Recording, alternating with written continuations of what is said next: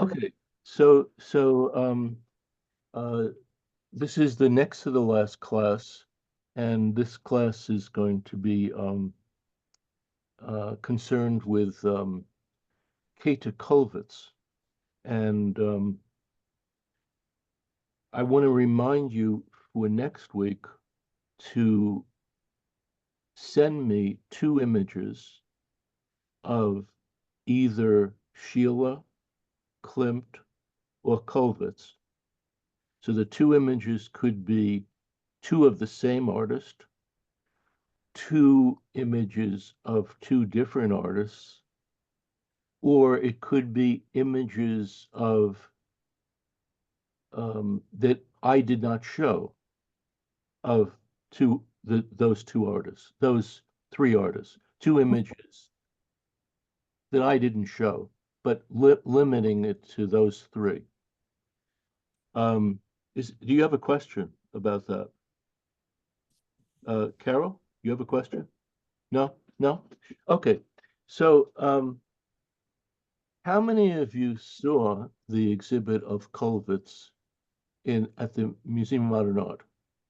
Okay, I urge you to go and see this exhibit. I thought it is very thought-provoking and really stunning, absolutely stunning exhibit. So I'm going to give you a little introduction to Kollwitz. Then I'm going to show you a whole bunch of pictures of her work.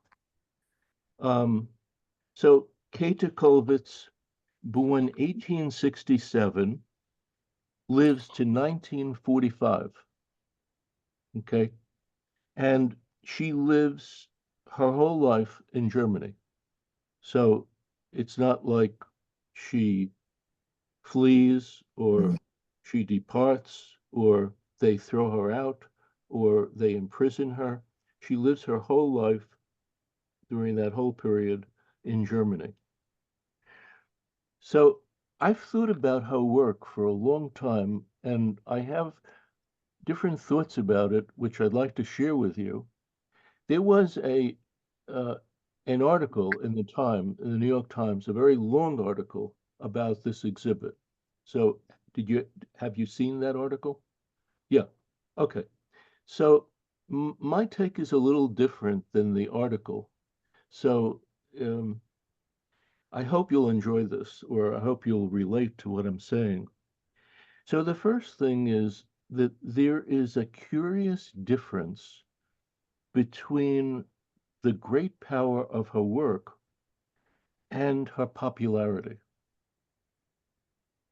In other words, if you looked at her work, you would say, wow, this artist should be more well known. Now, let me ask you another question. How many of you knew of her work before this class? Okay, no. Okay, so wait a minute. Hold your hands up again. Okay, two, four, three, four, five, six.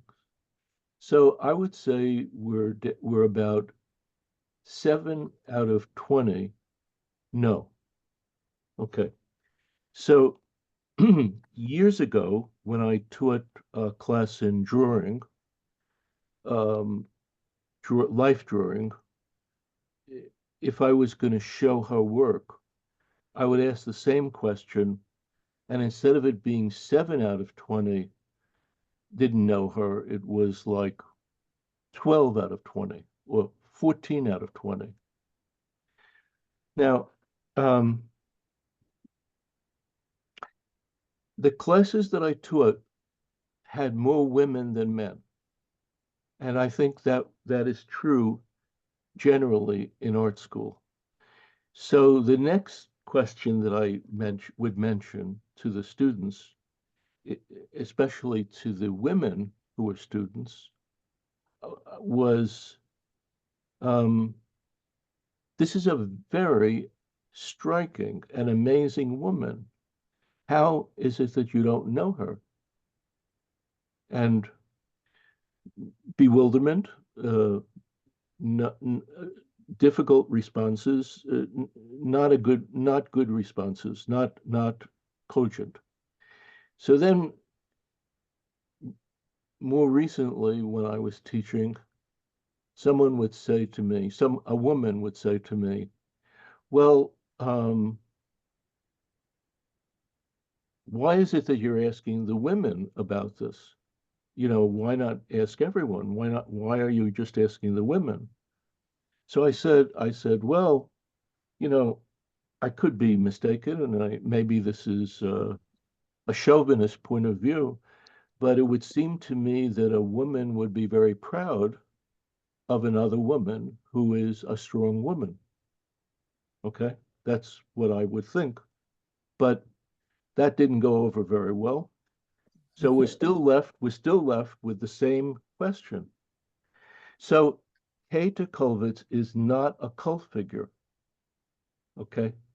So the question is about why she's not a cult figure and why she is not as popular or well known as she should be. Um, so one answer or one direction of an answer is that she is one of the few artists that only work in black and white. Okay, I can quickly count 4 or 5 artists in the whole history of art that only worked in black and white. That's very rare. Plus, the work in black and white that she does is very austere and very serious, very, very serious. So maybe black and white, maybe that's the issue. So why did she only work in black and white? Um, Now, that's unclear to me, but that is not mentioned in the article about her in the newspaper. So when she's very young, she reads an essay by a German artist named Max Klinger. Max, M-A-X, Klinger, K-L-I-N-G-E-R, Max Klinger. And in this essay, Max Klinger writes about the beauty of black and white, the transcendental quality of black and white, the truth that comes through in the medium that is black and white. Now, it is possible that um, Kollwitz was heading in that direction for a number of reasons, but it's possible. It's also possible that she might have had difficulty seeing things in color and had a better way of seeing in black and white. That could be. But according to her biographers and to herself, that essay is very significant. That she reads this essay and it maybe confirms the direction that she's going in. So that essay is very important. Um, Kollwitz could not attend art school in Germany because art schools was segregated. Only men went to art schools. So she went to a kind of ad hoc art school. Um, she does an amazing series of portraits and especially self-portraits. And the self-portraits really, many of them, maybe 100, rise to the level of the great self-portraits in the history of art. They're that good. They're really that good. Um, so she does basically in her career, she does drawing and printmaking, and she's also a sculptor. She does not a great deal of sculpture, but she is a sculptor. But she does a great deal of printmaking, and her printmaking is very innovative. She uses all kinds of things to create texture. She reconfigures prints. It's very creative. And it really should be seen in person because in the reproduction, you lose some of the texture of these prints. And in person, if you really look at them closely, you can see how she loves the surface and loves the textures and creating the surface, all of that. Um, so I had an interesting interaction with the cashier at the Museum of Modern Art. So I went, I saw the exhibit, I was very struck.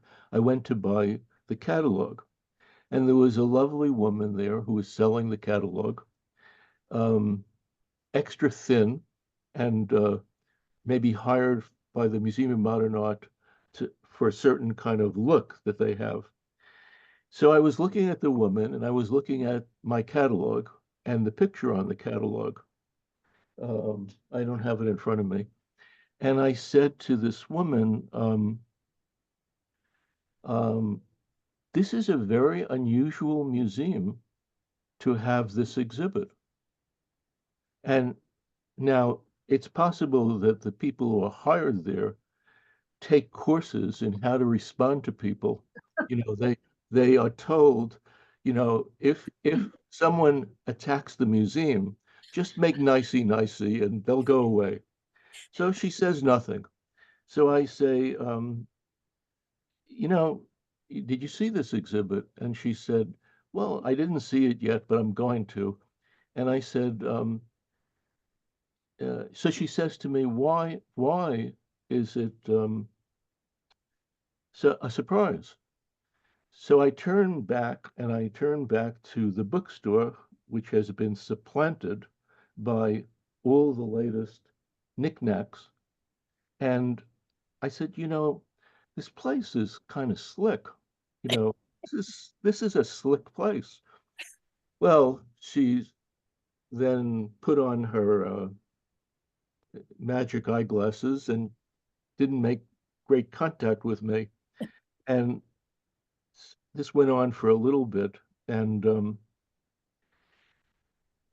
so she said something, I can't remember. So I said, you know, the problem that her work has is it's too serious. It's too serious. Okay. So when Renee and I were talking about her work, Renee said to me, I can't remember one frame in this exhibit where the way one frame looked. It never even struck me that they were framed. Okay. So this is a very interesting interaction. Some of her sculpture is there. Um,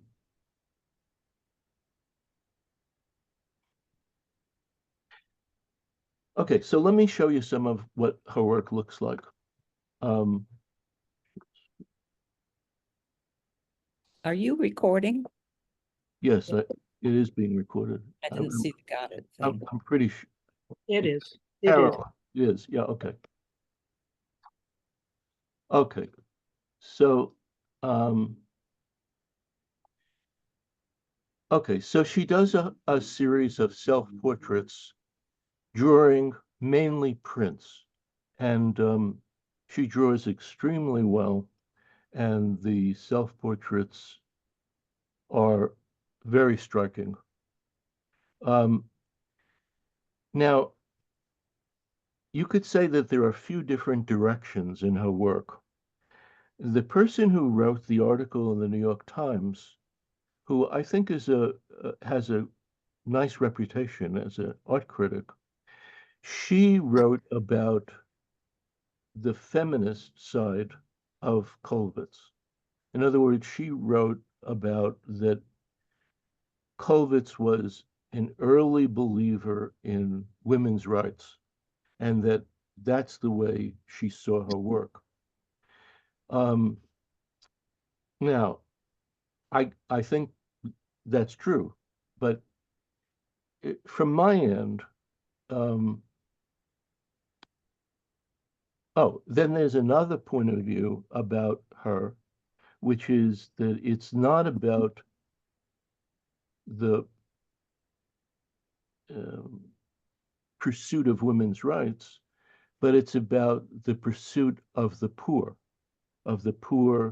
working class people in Germany, and showing the life of the working class in Germany.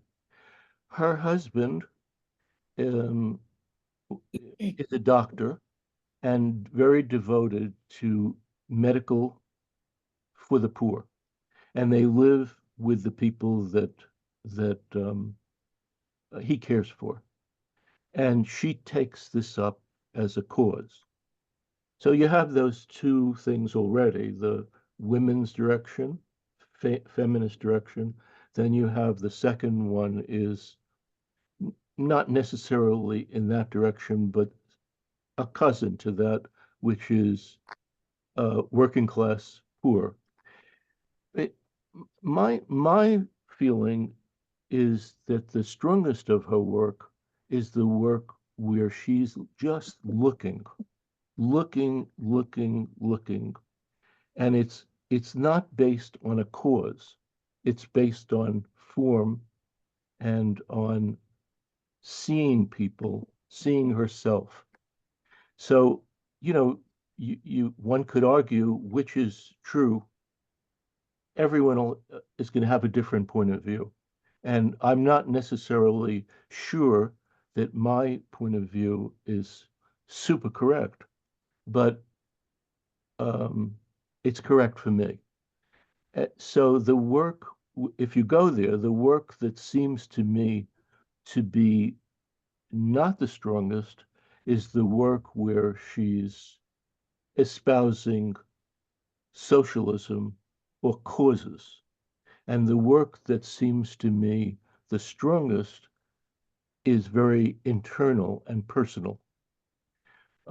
But you go and you choose on your own.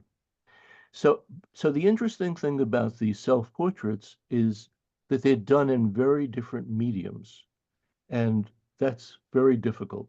So some are printmaking, some are um, etchings, some are lithographs, some are drawings. Summer So woodblock. some are woodblocks, yes, yeah. So here's a lithograph.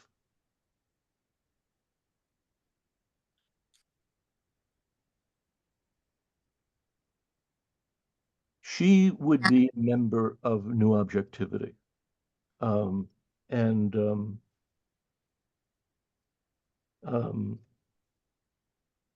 yeah, here's another one.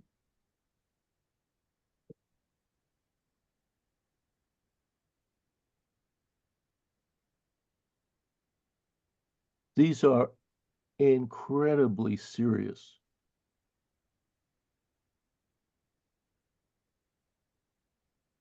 So in this one, she's using white chalk or gouache mixed in with, I guess, charcoal and maybe ink.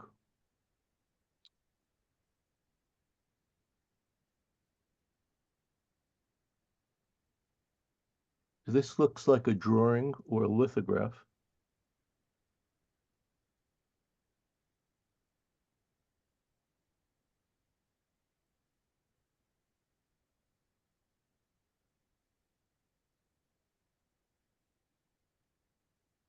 In the exhibit at the Museum of Modern Art, this may seem strange, is that there were very few people in that space where her work was. And of the very few people, there were very few teenagers. It was very nice and quiet. But P.S., it should have been crowded, should have been crowded. Here's another one. Wait a minute, wait a minute.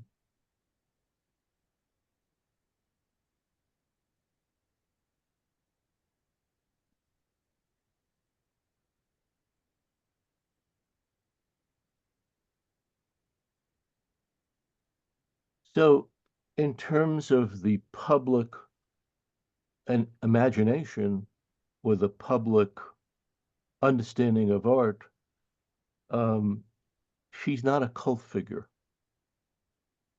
This is not Frida Kahlo.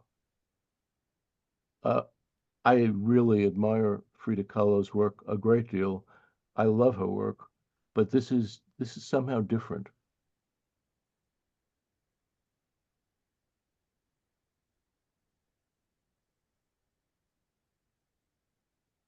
So all the ones I've shown are self-portraits.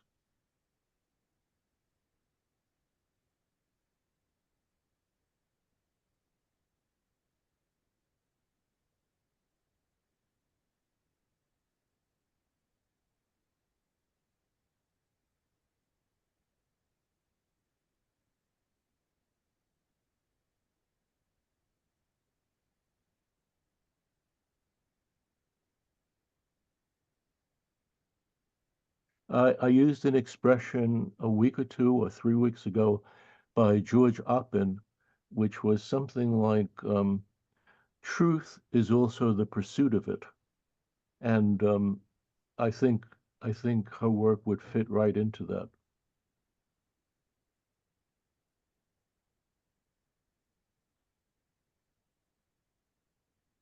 This one, the next one, I think I've shown already, but you just tell me. No, this is a different one.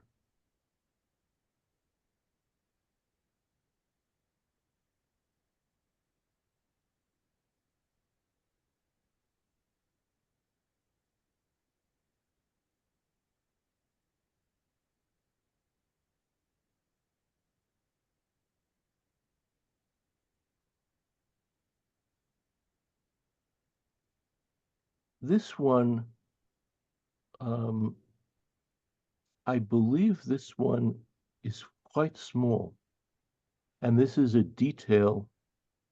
I hope I'm right about this. This is a detail of a wider image, a wider drawing, and I believe this is the first drawing you see when you come in.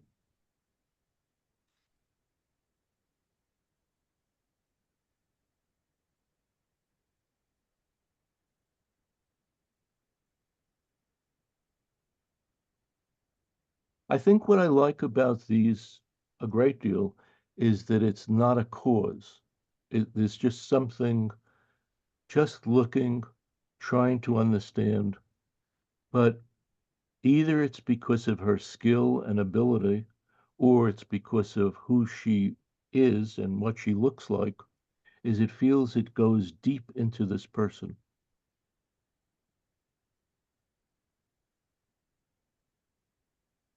Simon, I don't know if you had said this already, but did she ever not paint self-portraits? Did she have other subject matter?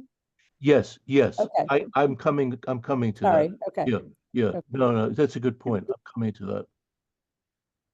That would be very rare.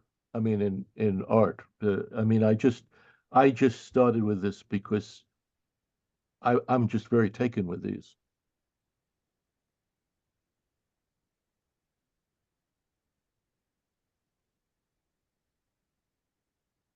So this is a woodblock print, and there are a whole series of woodblock prints that are very interesting. They have a very poetic and symbolic quality to them.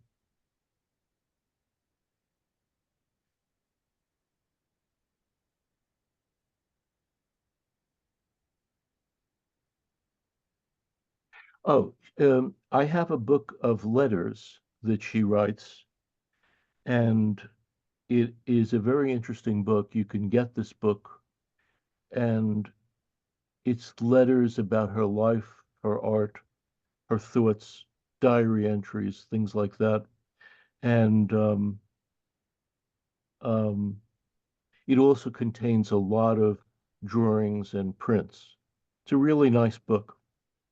Uh, I also once, her work was represented by a gallery called Gallery Saint Etienne, which was a gallery that specialized in German and Austrian art in New York City.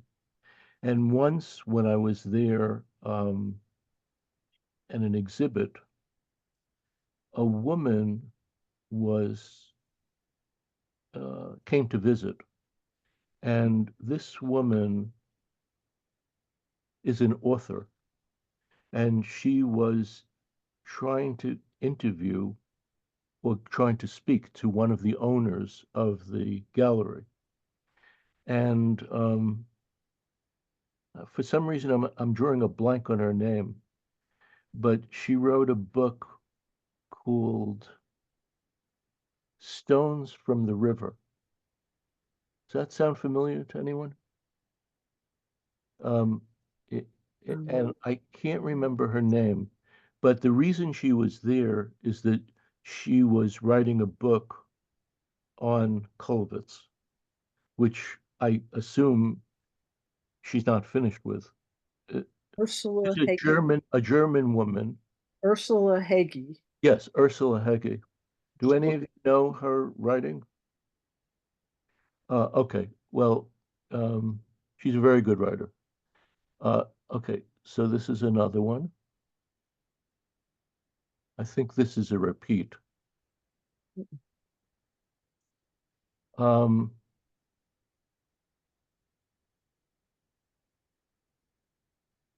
This is a detail Yeah, from the lower. of a larger print, and she does a series of prints having to do with children, babies, children, and intermixed with this series is another theme which has to do with death, death and children, or death taking a child.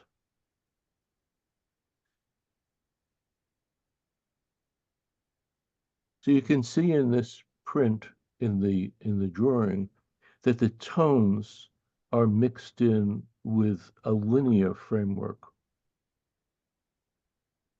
Oh, this next one, this is the image that we were looking at previously. So it's quite a small drawing. I would say it's like maybe 7 by 14 or 6 by 12. And the lines just blaze through this. Right.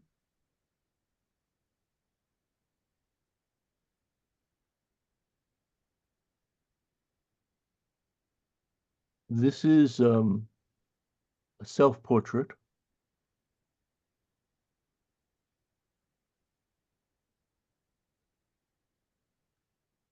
She doesn't do a lot of sculptures, but the sculpture is very good, very, very interesting. She was a good friend of a German sculptor of that time whose name is Ernst Barlach. And both of them are very expressionistic.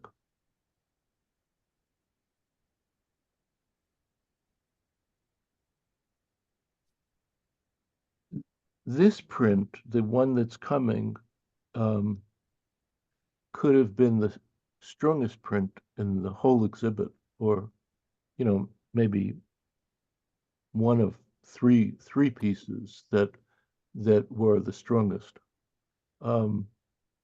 And so I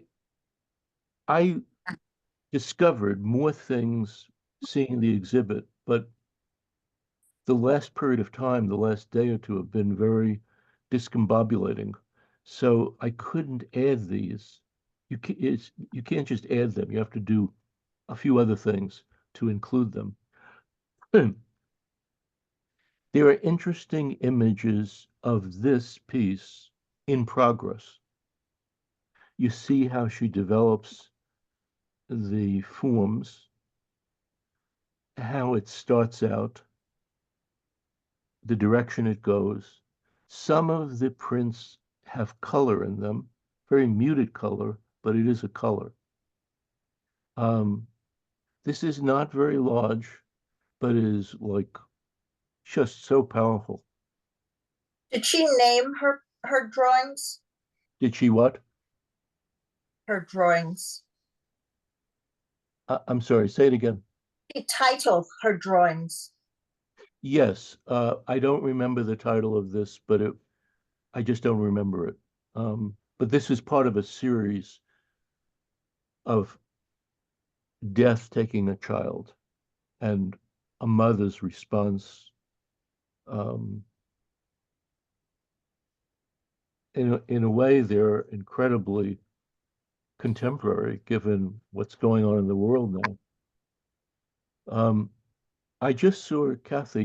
You wanted to say something.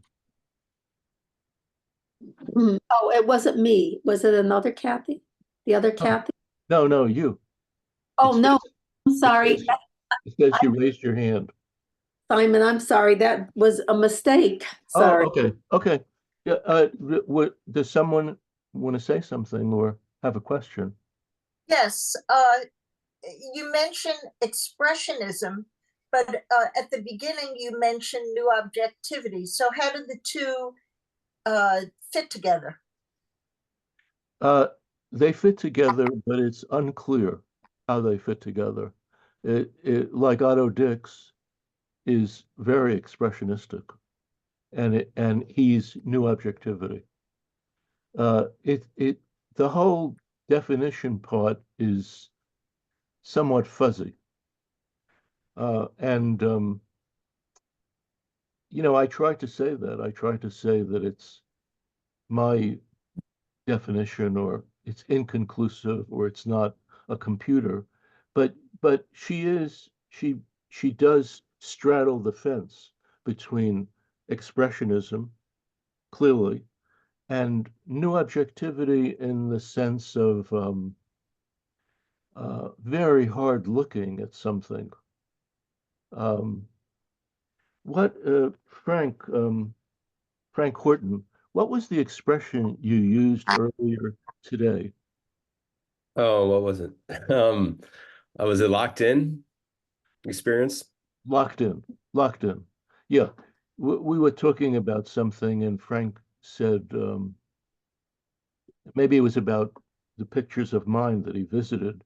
He said that you seem to be really locked in, and I really liked that expression. And I said that actually I should have said that about new objectivity. The artists that are into that world of new objectivity, to me, feel locked in. And this is this work of Kollwitz is locked in. I mean, this is really committed. You may not relate. It may not be the happiest work around, but if you want to just speak about locked in, this is locked in. Can you define that more? What Um, locked? Locked in, committed in every fiber. Uh, um, Highly focused? Highly focused, yeah, highly focused, whatever it takes. Sometimes when I'm up in my studio and someone comes and visits and they're looking at some pictures, or for instance, the one that I'm doing now, this very large painting, I'll often say something that I think is kind of funny, but it's not funny. I I say that one of us is leaving this room alive. Okay, that's locked in. uh, and I mean, this picture is just sensational. And all of the studies of it, it's not studies or whatever. It's called Woman with the Dead Child, but each of them is intense in a slightly different way as it, it's locked in. Yes. Yeah, well, it's interesting. If you think about the studies, many of the studies are very simple and almost feel Eastern, like Japanese or Chinese in look to them. And then she just goes for it. I mean, she's like locked in, maybe almost has the feeling of relentless, Mhm. pushed, Has pushed, there been pushed far. some, in your reading about her, were there any references to an interest in Goya's work? Yes, yes, yes. I could see that easily. Just let me just see another group of you here. Kristen, do you have any thoughts? Just that two things. One is this in particular, but all the self-portraits, they feel very intense. Yeah, And I see what you mean about them being very serious. It seems very like the serious, serious. Yeah, yeah, that the work itself seems serious and the mood seems serious. And I am just really intrigued by how many different mediums she was using. And it makes me wonder if she was, and this was a question I was going to ask, in her the non-self-portrait work, did she use as much of a variety, or were the self-portraits kind of studies for her? Where she no, was, I think in all the work there's a lot of variety, and I think when you see them in person, there's more art in the. It's not just the subjects. There's Mhm. more art in it. There's more feeling for the material, for the way it originated, for the life force, for the uh, design and carrying out of everything in line, in tone. I think it's somewhat missing in these images. Mary, what do you think?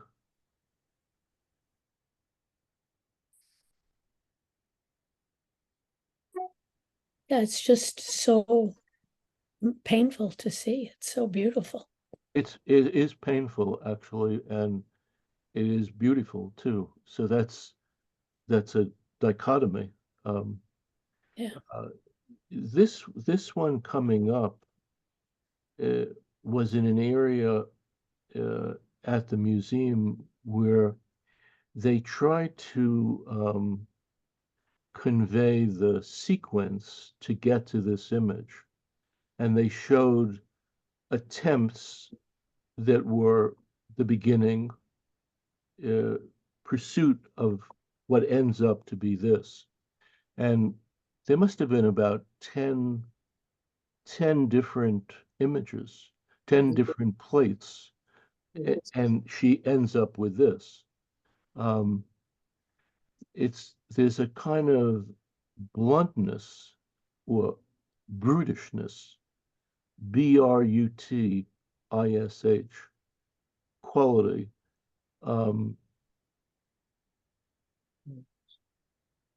Yes. I want to make sure that I've asked everyone to speak if they want to. Anna, you have any thoughts? I do. I did go to the exhibit, and I actually found these images of the mother with the dead babies as almost so beautiful, but so difficult to look at. They Yeah, were really, yeah, painful is the right word, but it was almost too much. And so, yeah, the word I would have used was brutal. Like it's like really, almost like horrific photographs of documenting yeah, such loss, yeah. such devastating loss. It was devastating. Yeah. I think there's some expression which would be like, for some reason or other, I think it's Spanish, but I think it would be like a terrible truth. Yeah. I think there's an expression in that direction. But all of the things that we're saying, don't they help to explain why she has not gotten the fame, the interest? I mean, she is very hard to look at. I think it does. It does go a long way, frankly. This is Carol speaking, and I think it does go a long way, but it doesn't. It doesn't really make sense, frankly. Right. It, Well, she lost a son in World War I. Yes, I should have mentioned that. She loses, I think she loses both sons, one in World War One and one in World War Two. Or around. Um, I mean, I I know a number of artists who know and like her work, but there is a dichotomy between uh, popularity, you know, if one is interested in that, popularity and what you're looking at. Um, I just want to make sure I got everyone involved. Um, Evelyn, do you have a thought about this?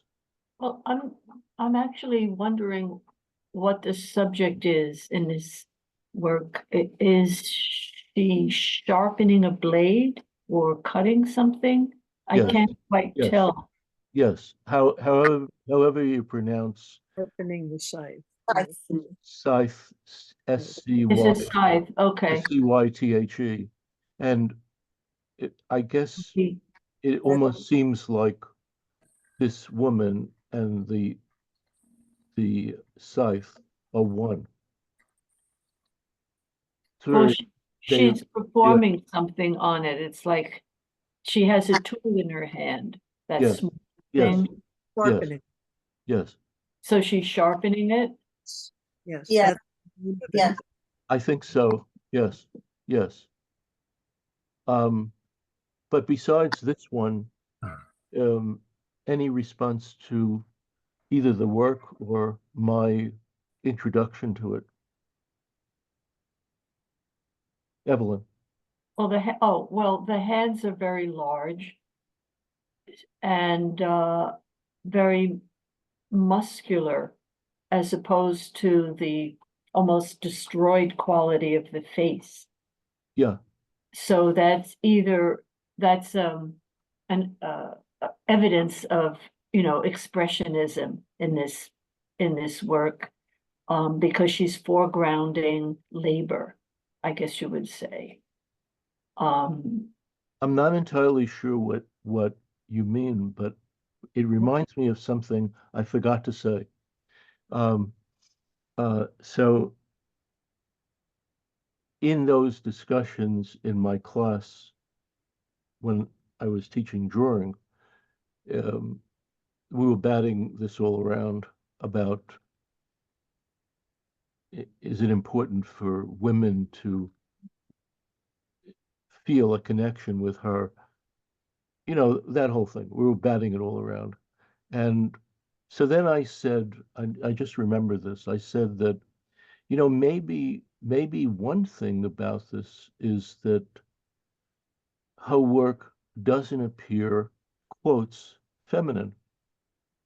Maybe there's something in her work that appears, if you were thinking of generalizations or stereotypes, which can be true or not true, but really stereotypes, maybe her work has a masculine quality to it.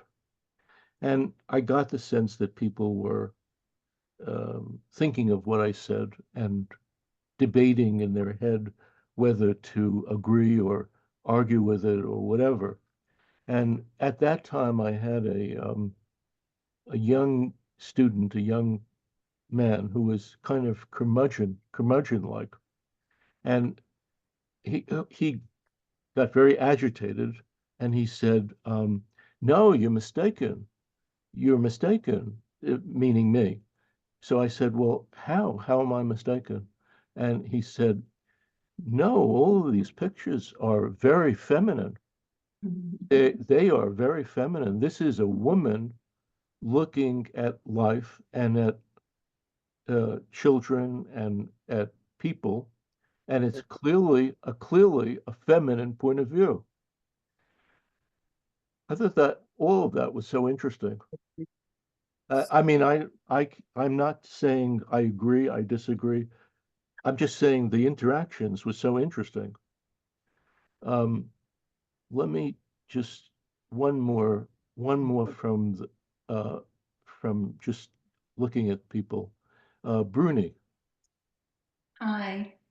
Any You thoughts? know, I love her work, but she looks drab and old. And I'm thinking of Frida Kahlo, who was expressing the same things, pain, very intense, very emotional, but she's also colorful and she's glamorous. Yes, glamorous. And people are drawn to that. And she takes herself too serious, I think. She takes herself too serious. Yes, I Yes, think, yes, yes. yes. It's serious. And you know, Serious. I was reading something about Max Beckman when he came to New York City and he went around the galleries and they really didn't want to engage with him because he was too German, too Yes. heavy, too serious. Yes, yes, It's the same, all of these artists are like this. yes, yes. Yeah, I agree totally. I agree totally. But I like this. I like this. They were, Me, I like this. You don't have to like it. I like it.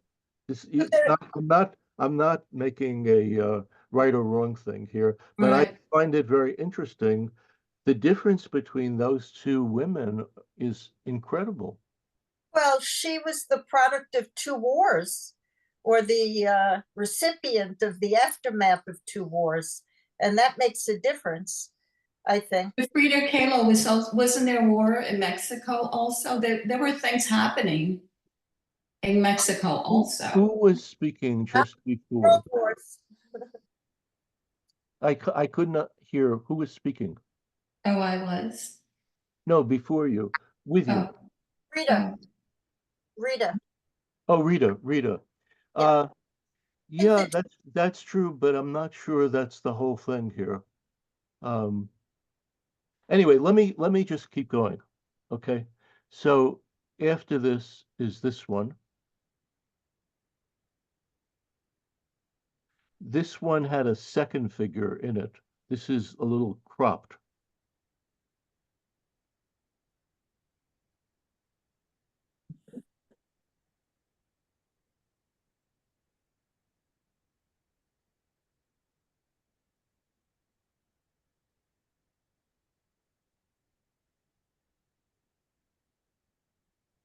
These lines that float around her head and give you the volume of her head and something of her inner world are really terrific. This is the picture that we were looking at before. This is the way it actually looks in total. And it's an interesting composition and an interesting use of space in the composition. It's kind of very intimate and off-putting at the same time.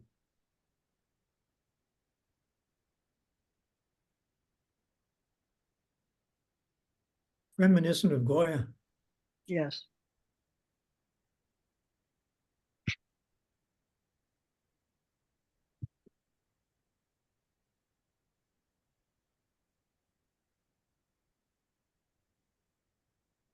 That's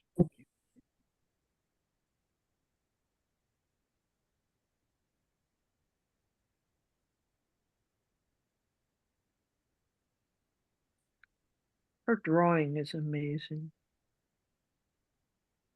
You should really try to see this exhibit. I think it's quite striking, and it's rare to see this much of her work all together.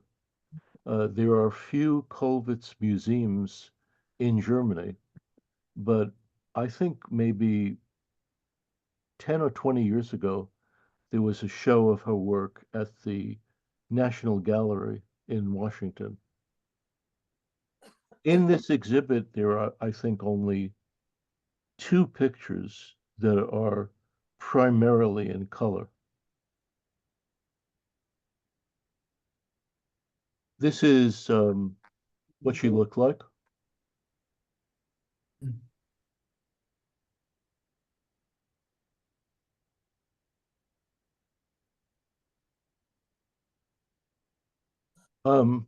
Not exactly a cult figure.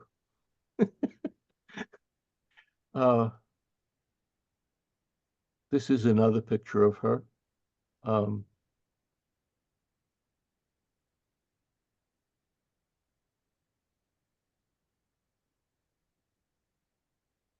Look how true to life her self-portraits were, so.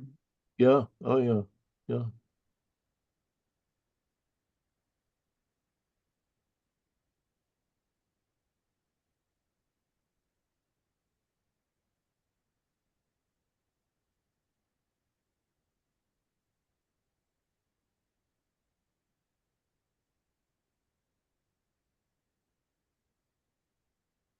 She draws very, very well.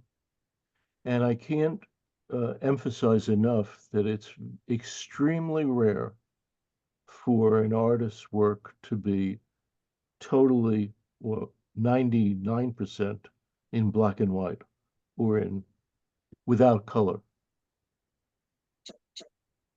Do you know what the circle, What? oops, What? what is this in that last picture? Do you know what the circle is? It almost looks like a skull. This one? Yeah, in the lower right. It looks like a skeleton. I'm Yeah. not sure. I'm really not sure. I can't say. Um, this next one is a detail. Um, I actually think it's a detail of, I mean, it could be a detail of this one. Yeah. I'm not sure, but I kind of like the detail. And this is a detail of, I think we saw this before, but this is a detail of the one we were just looking at, one or two back.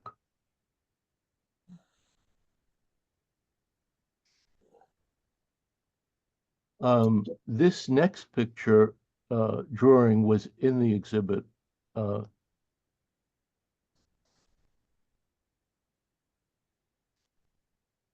But as lively as the lines are here and as full of energy as they are, in person, it's much better.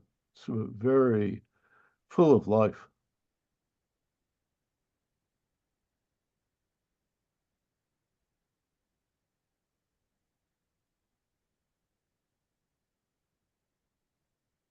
So she has quite a life.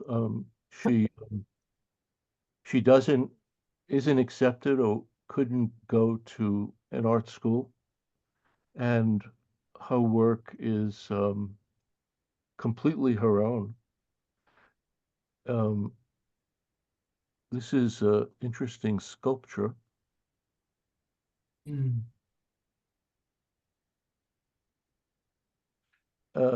This was in the exhibit, and it's very strong, very, very interesting.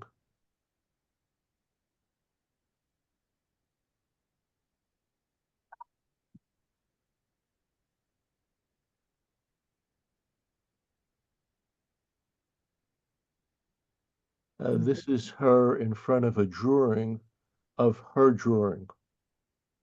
Yeah.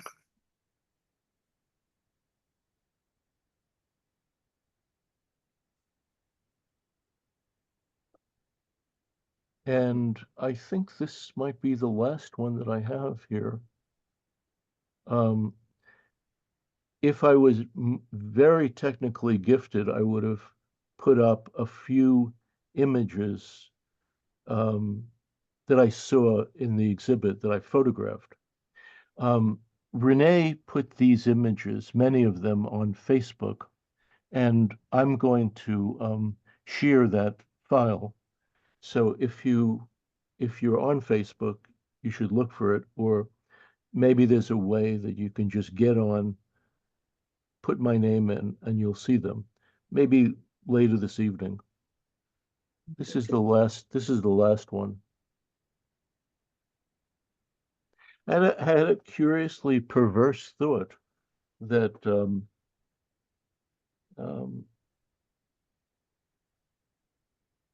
that you could make an argument to the Museum of Modern Art that the seriousness of this was in juxtaposition with much of the work that they show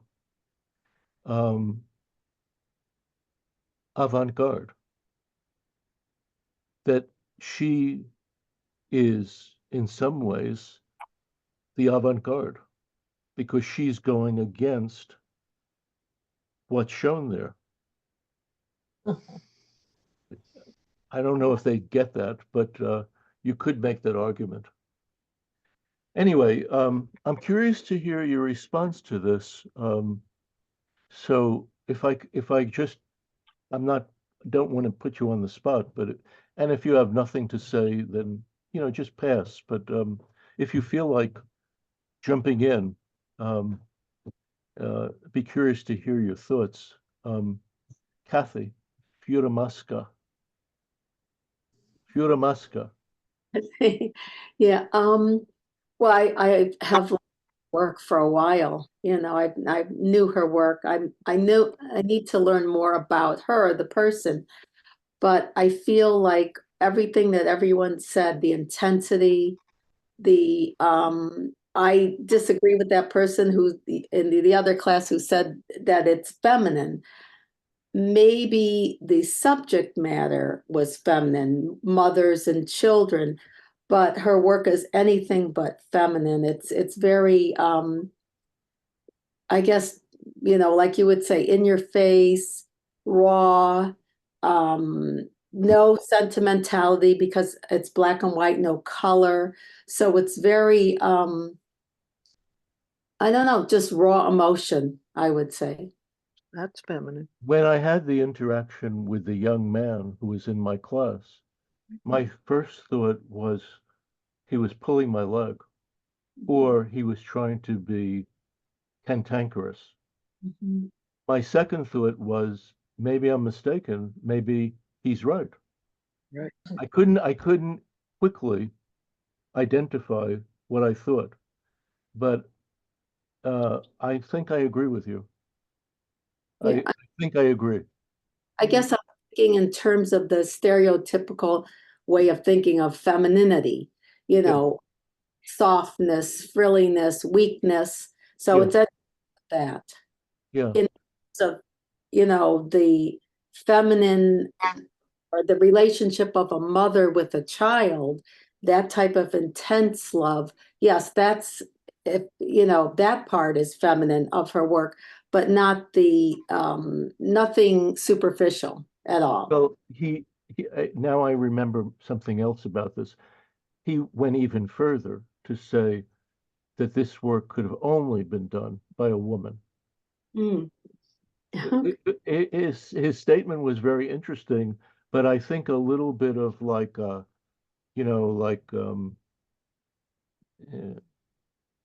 stipple, like like getting a rise out of you. Okay. Um,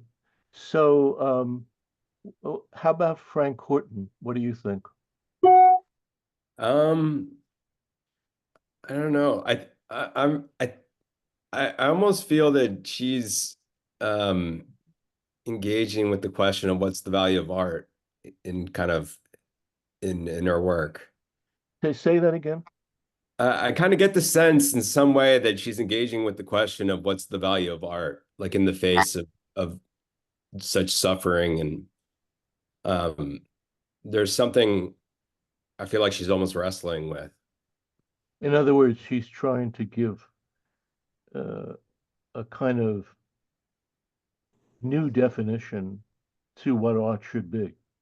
Right. And dealing with the problem of suffering and how art Yeah. like acts as a medium or a filter over it, or can it erase, like can it kind of deconstruct itself? Yeah, I agree with you. I agree. Christina, any thoughts?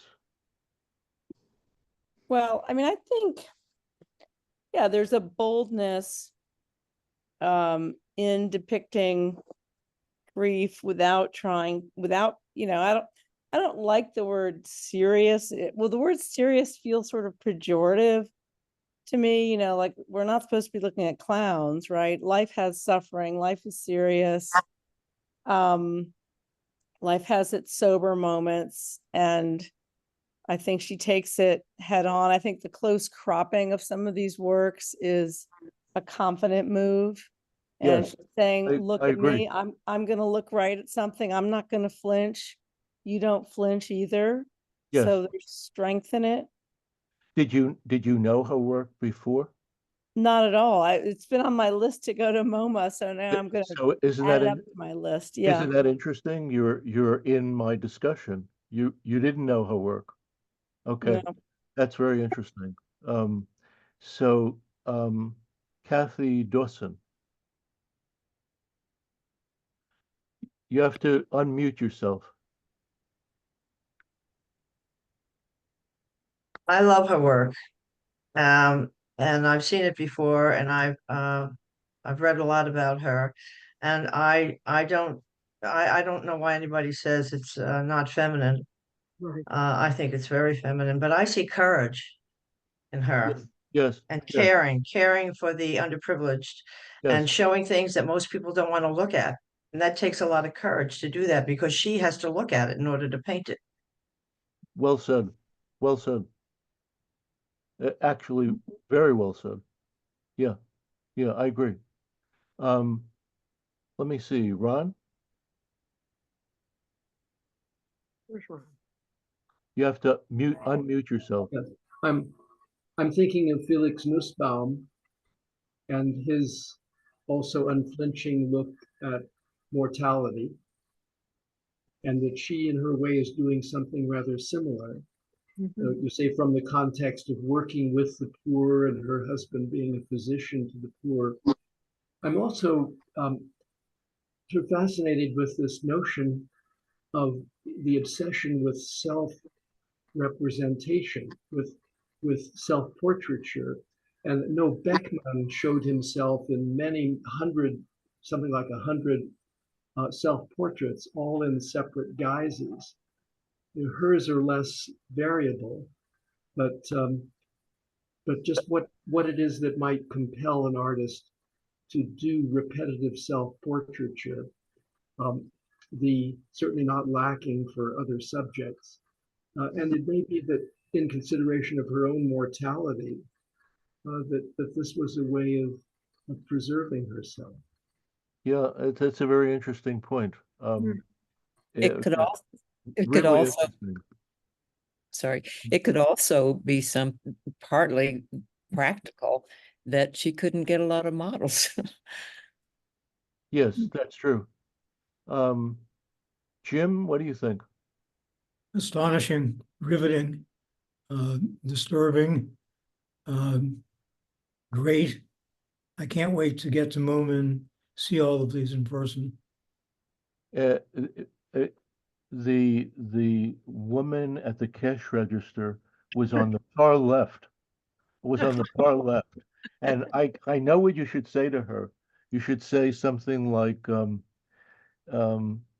"It's really surprising that this exhibit is here." Yeah, that would be a good idea. Yeah, you should say that to her. Okay. How about Frank? Frank, my old friend Frank. This is my introduction to her work, and it's interesting. you know, I don't have a lot of words to add to all the, you know, wonderful things that people have already pointed out about this work. I would not have even, it wouldn't have crossed my mind to ask if it was more feminine or less feminine. I kind of feel like a word that comes to mind is penetrating and a refusal to look away, which I think echoes what someone else had said. Absolutely. Which if Super. you really want to go down the road, I feel like might be a very feminine characteristic from my point of view. Super, really super. Penetrating is the right word. And I was thinking also to pick up on another thread that came up before, the black and white perspective of like living in such a war-torn country for so long, for, you know, her entire existence. It wasn't always war-torn, but World War I, World War II, just was, there was a lot of misery, I'm sure, going on, compared to like the pain from Frida Kahlo's perspective. she was in a much more colorful country doing her work. Just, not that there isn't pain or fighting or war there, but she may have had the advantage of a more tropical area of living in. But not having been to Germany or Mexico, I'm That's a amazed. very good point. I don't In really fact, that's a have really any- good point. It makes me think of something else here, which is that uh, from my knowledge, she has no followers. Hmm. There's no group of women or men, but let's say just women who take her on as a cause, or Mhm. follow her subjective point of view. There are quite a number of followers of Frida Kahlo. Mhm. Okay. Um, uh, did I get everyone in here? Um, oh, Kathleen. Um, most of the paintings and things that I've seen of hers were just single. I haven't seen like a series of hers, and the ones I've seen were mothers with dying children. So it's great to see all this portraiture and all the other things that she had seen. But unfortunately, since I'd only seen the mother and child paintings, I would have heard her name and never gone to see her show, because I just find it heart-wrenching. I can't hardly stand to look at those, but I didn't realize that she did so much more. Yes, yes. And Um, just go from ahead. just sort of a technical thing, the picture of it looks like a boy, number 58, but also in her other, I This one? don't know if they're etchings or what. Yeah, it's amazing that it looks like she's drawn all over, but if you kind of squint your eyes and look back, you can see the lighter areas. It's more modeled than you realize if you stand back. Yeah. It's full of energy, I think. Yeah. I hope I've gotten to everyone. Let me just quickly take a look. Simon, I guess I was just, I'd add just one thing about her connection to dead children. At the show, it said that her son, she signed her son into the army because he was not of age. Yes, yes, And he died like the first yes, week of the war, of being in the army and being in the war. yes, yes. I saw that. Yeah, Yep. yes. That's a very good point to bring up. I think I actually skipped you. So, does anything else occur to you? This is Anne Marie, right? Yes, yeah. Anything else occur to you when Just I'm sorry, when you saw the show? What was your immediate response? like the sublimeness of it. I thought it was beautiful, yet wrenching. There was that dichotomy. I just was fascinated by looking at her work, but then what it was about was devastating. Um, and I think it is a woman's perspective. I wouldn't call it feminine. I don't know what that reference is, but I really feel the seriousness of the role of women in society. It still is. Women are still responsible, have the responsibility of raising children, um, I think this is definitely her. It's a tour de force for to depict a woman's point of view. Um, any other questions or comments? Please pitch in a bit if you'd like. I was thinking a little bit of Celia Paul with some of these, and the mood. Excellent. really feels, absolutely excellent. but there's a big difference in the art in the I totally agree with you, and I wouldn't have said that. I think that's really smart, really well said. very different time period that they lived in.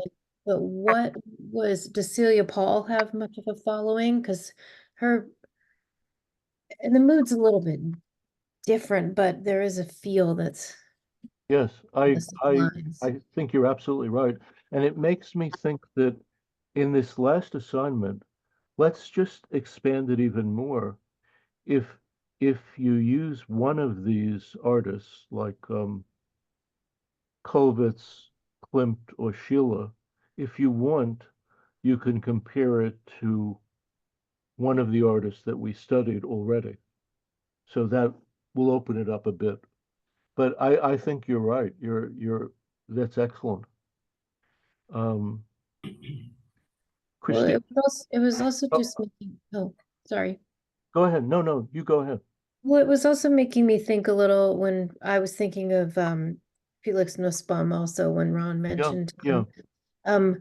But in a way, um, it feels a little bit like Felix Nussbaum was intensely like border goes in the disturbing direction. And I don't feel like these are disturbing. They're full of sorrow, or in at least the pictures of with children involved. And I don't feel like her self-portraits feel disturbing to me. It feels more on the sad and sorrow end Yeah. of than the disturbing end of things.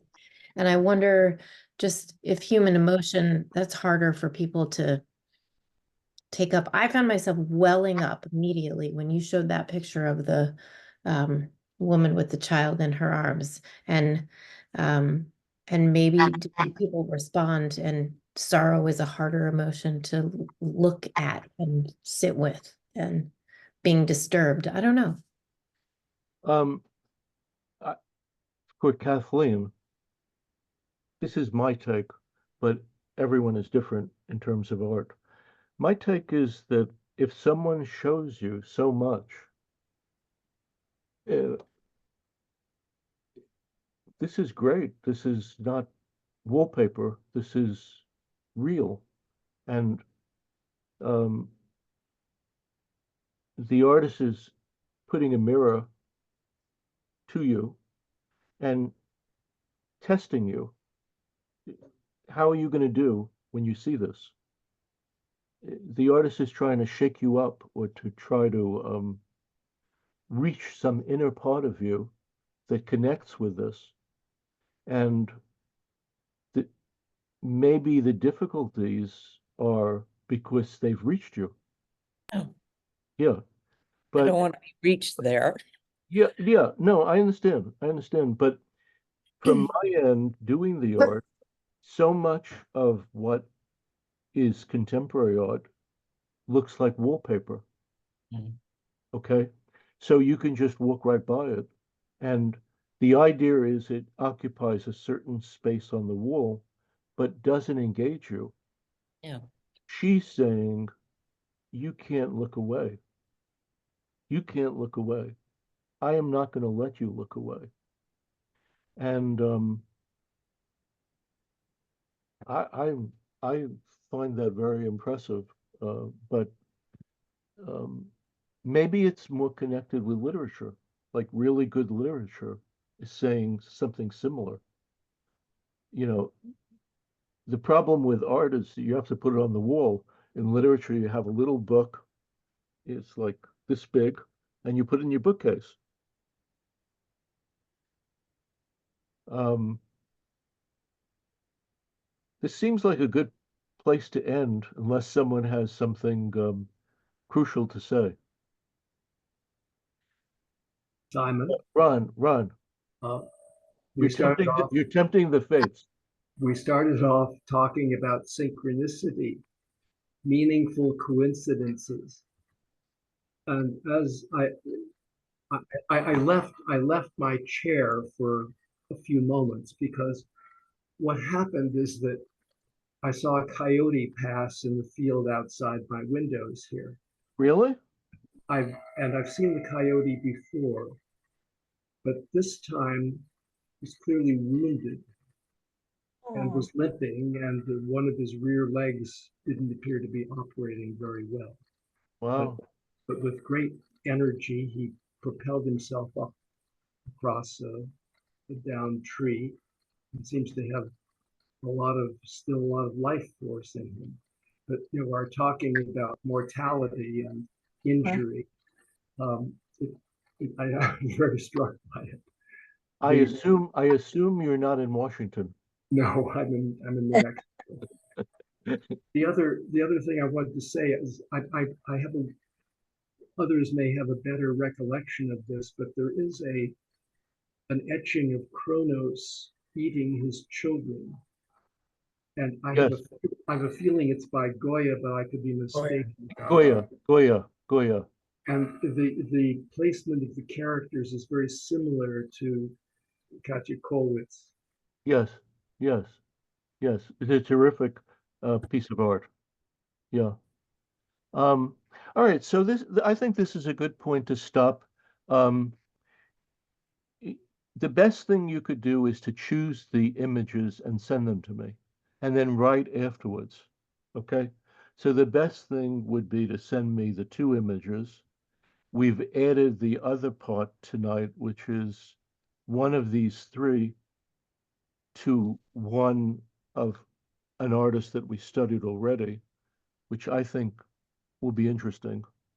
I think if you haven't written an essay, you should take a shot at it. If it seems too cumbersome or difficult, just present. And I look forward to hearing your thoughts on everything. And I think this is a must-see show.